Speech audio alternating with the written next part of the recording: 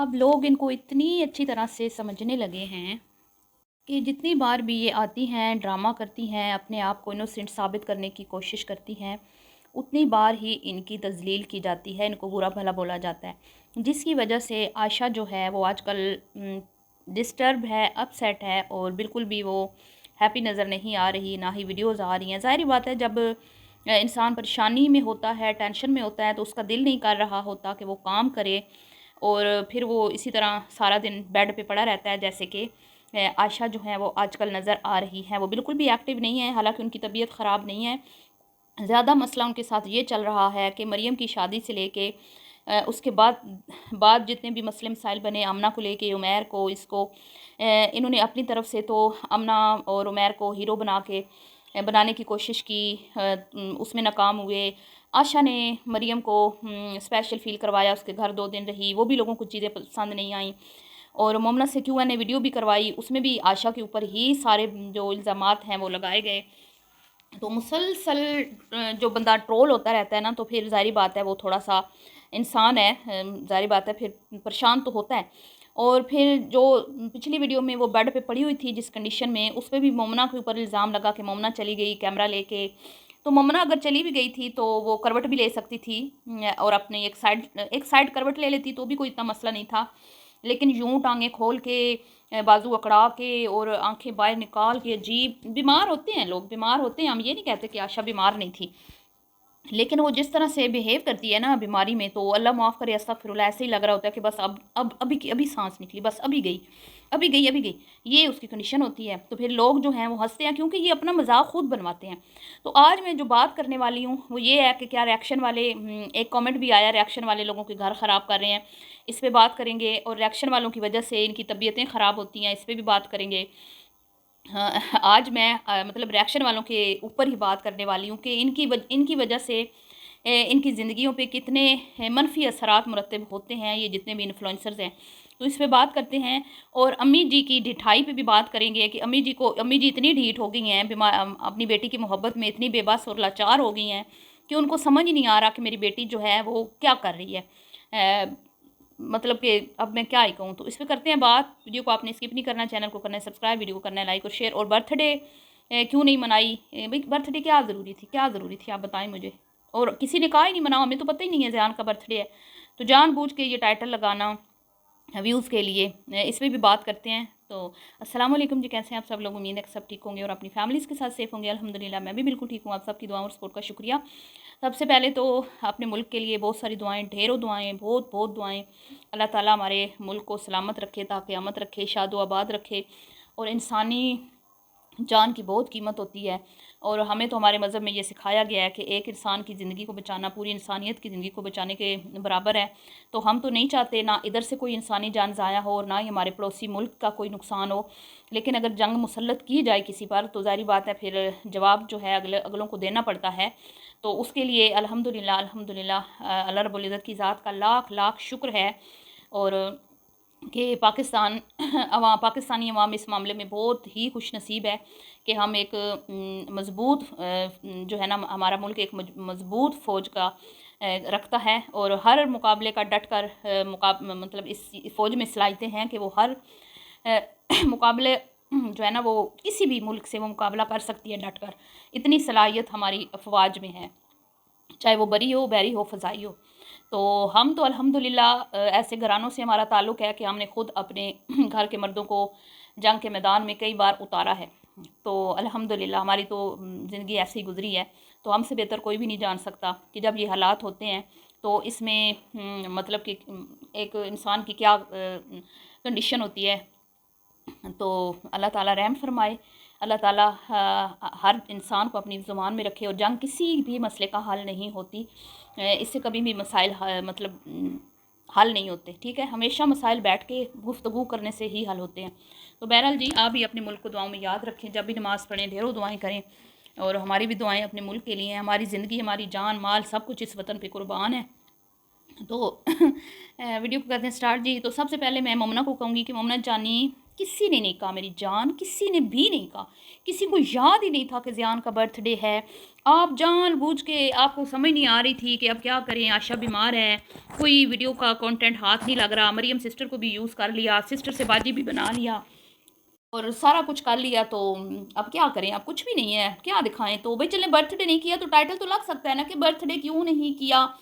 तो बर्थडे करने वाली जो तुम्हें, तुमने खुद बोला, जो मुझे मोटिवेट करती है, जो कंटेंट तुम्हें फराहम करती है, मतलब कि एक कंटेंट को क्रिएट करना होता है। सिर्फ ये नहीं होता कि भाई हाँ बर्थडे मना ली, नहीं, उसको कैसे सेलिब्रेट करना है वो तो तुम लोगों की उस्तादनी है ना। वो उस्तादनी तो बीमार है तुम लोगों की, उस्तादनी तुम्हारे साथ नहीं होगी तो तुम तो एक कदम भी नहीं चल सकती मोमना मैडम।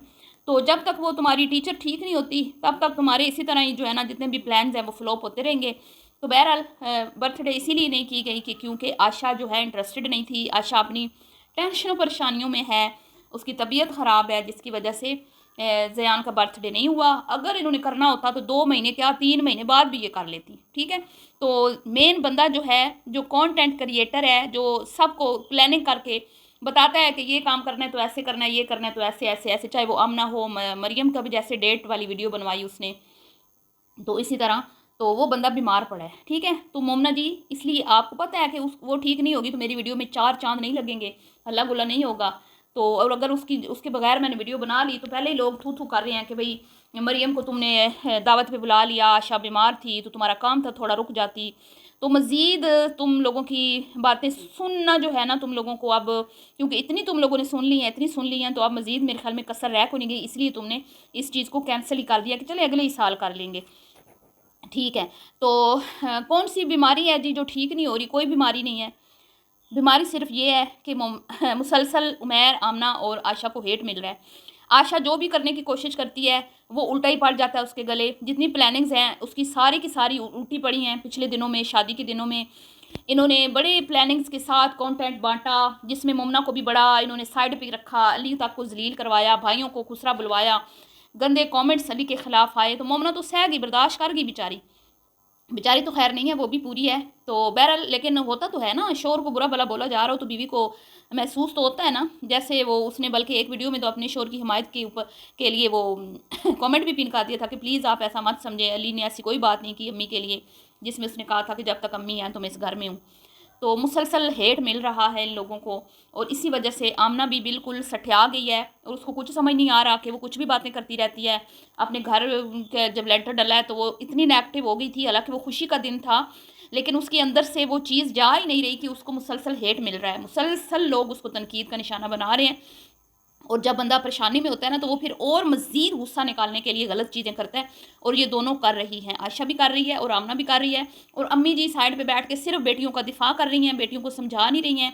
बेटियां शायद पता नहीं समझना नहीं चाहती, आंटी की बात की कोई वैल्यू ही नहीं है, बस आंटी चुप करके खिदमतें लगी हुई है और वो हाल बिगाड़ के पड़ी हुई है। जबकि अभी उसकी कोई वो कहते हैं ना फूड पॉइजनिंग इतना लंबा नहीं होता, 2-3 दिन में आराम आ जाता है।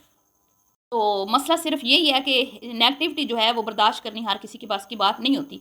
हालांकि ये लोग करते हैं, मैं इसमें इनकी तारीफ़ करूँगी कि ये फैमिली हेट बर्दाश्त करती है, क्योंकि इनको पता होता है कि इस हेट ने हमें फ़ायदा देना है, इसी हेट ने हमें आगे लेके जाना है। इन्हीं चीज़ों से हम वायरल होते हैं, यही कंट्रोवर्सियाँ होती हैं जिसकी वजह से हमारे फॉलोअर्स बढ़ते हैं, हमारे चैनल पे व्यूज़ आते हैं, लोग हमारी वीडियो का वेट करते हैं। जैसे अभी मरियम की वीडियो नहीं आ रही ना, तो सब लोग जो हैं वो मतलब पागल हो गए हैं कि वे क्यों नहीं आ रही। हालांकि मैंने कल एक वीडियो बना के बताया था कि जब उसने खुद अपना एक स्टेटस शेयर किया है इंस्टा पे कि भाई मेरी तबीयत ख़राब है, जैसे ही मैं बेहतर समझूंगी मैं वीडियो लगा दूंगी। मुझे पता है कि आप सब लोग बेचैन हैं मेरा व्लॉग देखने के लिए, तो मैं बेहतर हूँ, जैसे ही मैं फिट फाट होती हूँ तो मैं इंशाल्लाह सबसे पहले अपना व्लॉग अपलोड करूँगी। लेकिन यहाँ पे लोगों ने पता नहीं क्या कुछ सोच लिया है कि पता नहीं क्या हो गया मरियम के साथ। तो अगर कुछ हो भी गया तो यार कोई अनोखी बात तो नहीं है ना, शादीशुदा ज़िंदगी में 100 मसले मसाइल होते हैं। चले वो यूट्यूबर हैं तो उनके हाईलाइट हो जाते हैं, लेकिन घरों में प्रॉब्लम्स तो होती हैं ना। तो अब सारा मुद्दा जो है ना वो रिएक्शन वालों पे डाला जा रहा है। कुछ मैंने ऐसे कमेंट्स पढ़े हैं मोमना की वीडियो में कि ये लोगों के घर बर्बाद कर रहे हैं, लोगों की ज़िंदगी। तो मैं सिर्फ उस सिस्टर से ये कहूँगी जिसने भी ये कमेंट किया है कि अगर किसी भी यूट्यूबर को ये लगता है ना कि भाई रिएक्शन वालों की वजह से उनके घर या उनकी लाइफ जो है डिस्टर्ब हो रही है या ख़राब हो रही है, तो आसान तरीका है, आसान तरीका है, आप यूट्यूब छोड़ दें, ठीक है। क्योंकि जब आप सोशल मीडिया पे काम करते हैं ना तो आप अपनी मर्ज़ी से कंटेंट शेयर करते हैं, आप अपनी मर्ज़ी से जानबूझकर अपनी वीडियोज़ में कंट्रोवर्सी लाते हैं, आप अपनी ऑडियंस को ऐसी बातें सुनाते हैं अपने कंटेंट में जिसमें मतलब कि जानबूझ के कंट्रोवर्सीज़ बनाई जाती हैं। तो फिर ज़ाहिर बात है ऑडियंस ने तो रिएक्ट करना है, और जब ऑडियंस रिएक्ट कर सकती है तो हम भी उनकी ऑडियंस ही हैं, हम क्यों नहीं रिएक्ट कर सकते। आप लोग जाके कमेंट्स में करते हो, हम लोग जाके वीडियोज़ में करते हैं, मतलब वीडियोज़ बना के करते हैं, फ़र्क इतना ही है बस। लेकिन इस तरह किसी के घर ख़राब नहीं होते, और यूट्यूब इतना अहम नहीं होता कि अगर आपका घर ख़राब हो रहा है तो आप अपने घर पे तवज्जो देने की बजाय आप यूट्यूब पे तवज्जो दें। आप आके सिंपल लोगों को बोल दें कि अभी फ़िलहाल मैं यूट्यूब पे काम नहीं करूँगा, मैं ब्रेक ले रहा हूँ, क्योंकि मेरी निजी ज़िंदगी में मसाइल पैदा हो रहे हैं इस यूट्यूब चैनल की वजह से। तो मैं नहीं चाहता कि मेरी निजी ज़िंदगी जो है उसमें मसले मसाइल हों सिर्फ़ इस चैनल की वजह से।